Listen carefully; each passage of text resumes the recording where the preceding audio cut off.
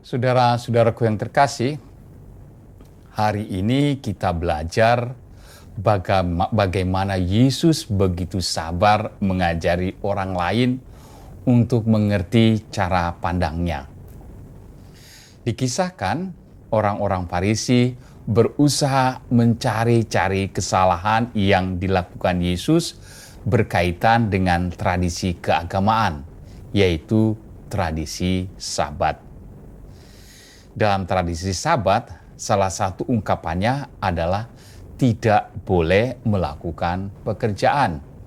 Karena Sabat itu sendiri artinya berhenti atau beristirahat. Maka orang dilarang melakukan pekerjaan. Maka ketika ada orang sakit dan Yesus ada di dekatnya, mereka mengamat-amati apakah Yesus akan bekerja, yakni melakukan penyembuhan terhadap orang yang sakit sebelah tangannya. Tentu saja Yesus tahu maksud mereka. Maka itu Yesus ingin mengajari mereka. Yesus memberi pertanyaan yang cukup mendasar mengenai makna di hari Sabat. Manakah yang diperbolehkan pada hari Sabat? Berbuat baik atau berbuat jahat? Menyelamatkan nyawa orang atau membunuh orang? Jawaban dari pertanyaan pertama itu sebetulnya amat sederhana. Semangat yang mau ditanamkan tentu saja adalah berbuat baik. Maka jawaban pertanyaan yang pertama pastilah berbuat baik. Dan disinilah masalahnya. Berbuat baik itu kemudian diturunkan dalam aturan-aturan praktis berbuat baik, tetapi ada ketakutan menghilangkan makna berbuat baik. Mungkin dalam diri orang-orang itu ada pertentangan.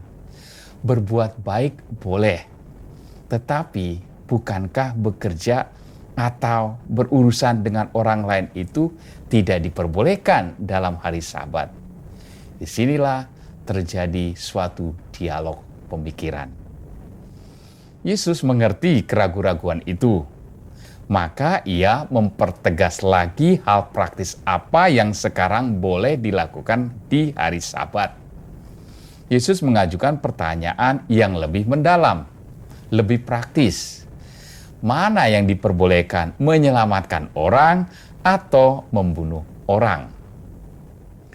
Sekali lagi, pertanyaan ini memiliki jawaban yang mudah seturut makna hari Sabat. Tetapi pula sekali lagi betapa sulitnya keluar dari aturan-aturan praktis yang sudah dihidupi begitu lama. Menyembuhkan orang tentu saja itu wajib hukumnya. Tetapi untuk melakukan itu bekerja adalah salah hukumnya pada hari Sabat. Orang-orang Farisi mungkin bisa menjawabnya, tetapi tidak bisa atau mungkin tidak mau menjawabnya karena ada keraguan atau ketakutan bagaimana nanti kata orang karena saya melanggar aturan-aturan praktis.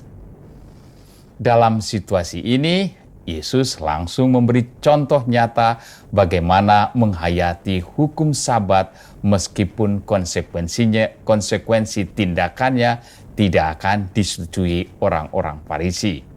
Yesus berkata kepada orang yang mati sebelah tangannya, "Ulurkanlah tanganmu." Lalu Yesus menyembuhkan orang itu. Dengan tindakan itu, Yesus melaksanakan hakikat hukum Sabat meski tidak dimengerti orang lain dan akan dimusuhi yang lain. Yesus begitu sabar mengajari orang-orang yang tidak sependapat dengan pikirannya.